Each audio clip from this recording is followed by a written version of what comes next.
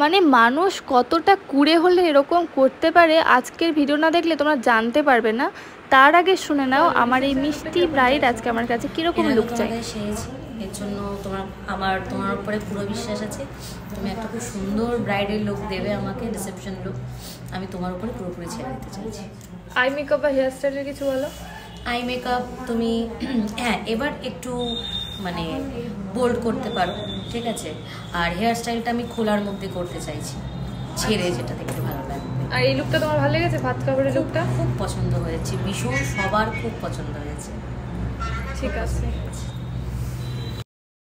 সত্যি আমার বলতে খুব খারাপও লাগছে, লজ্জাও করছে, আবার হাসিও পাচ্ছে।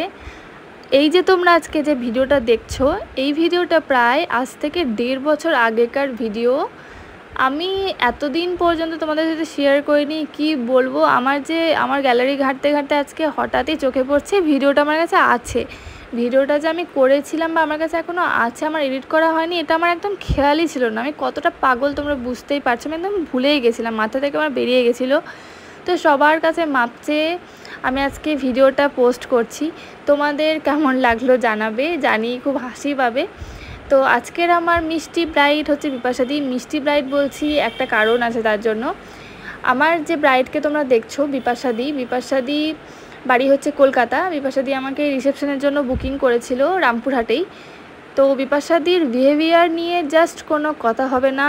এত ভালো বিহেভিয়ার, এত সফট হার্টের একজন পার্সন, বলে বোঝানো সম্ভব নয়। বিপাশাদির বাড়ির ফ্যামিলির বিহেভিয়ার যত ভালো ছিল, বিপাশাদির বিহেভিয়ার তো বা জাস্ট বলার নেই। আমার খাওয়া দাওয়া, আমি যে রেস্ট করব বা বসে থাকবো যতক্ষণ, সেই সমস্ত কিছুর কেয়ার একদম নিজের বোনের মতো করে করেছিল। আমি বিপাশাদিকে ভাত কাপড়ে সাজিয়েছিলাম, ফিডব্যাকটা তোমরা পেয়েই গেছো। এখন আমি বিপাশাদির রিসেপশন লুকের জন্য রেডি করছি। বিপাশাদি আমাকে এইচডি মেকআপের বুকিং করেছিল, আর বিপাশাদির সেরকম কিছু রেফারেন্স ছিল না। আমাকে জাস্ট আইটা একটু বোল্ড করতে বলেছিল আর হেয়ারটাকে একটু ওপেন হেয়ারের মধ্যে রাখতে বলেছিল। তো আমি আমার পছন্দ মতোই কিন্তু লুকটা ক্রিয়েট করেছি। এটা অনেক আগের ভিডিও, তোমরা দেখে জানাবে কেমন লাগছে লুকটা। বেস মেকআপ কমপ্লিট করার পর লুকটা এরকম এসছে, কীরকম লাগছে তোমরা কিন্তু কমেন্টস করে জানাতে ভুলবে না। আর দাঁড়াও, ফুল লুকটা দেখো। এটা হচ্ছে বিপাশাদির ফুল লুক।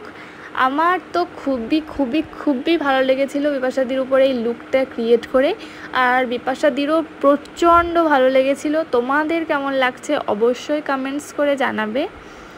আর তোমাদেরকে তো দেখাবোই যে আমার ব্রাইডের কীরকম লেগেছে, সেটা আমার ব্রাইডের মুখ থেকেই তোমরা শুনে নাও।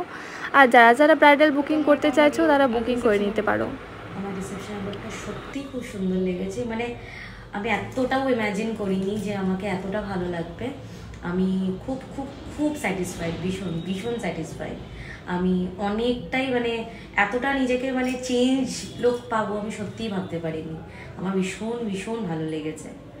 তুমি কোথা থেকে আমাকে দেখেছিলে, বুকিং করেছিলে বলো?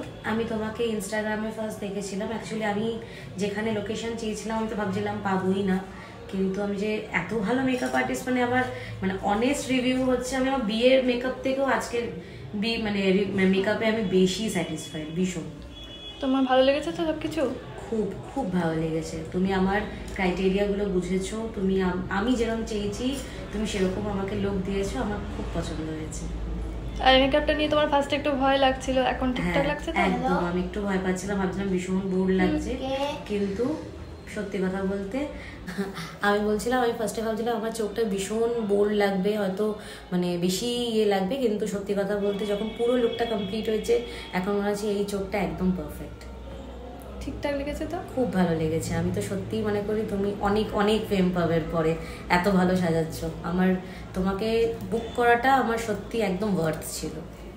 Thank you. দেখি তোমার আই মেকআপটা একবার দেখিয়ে দিই, চোখটা বন্ধ করো।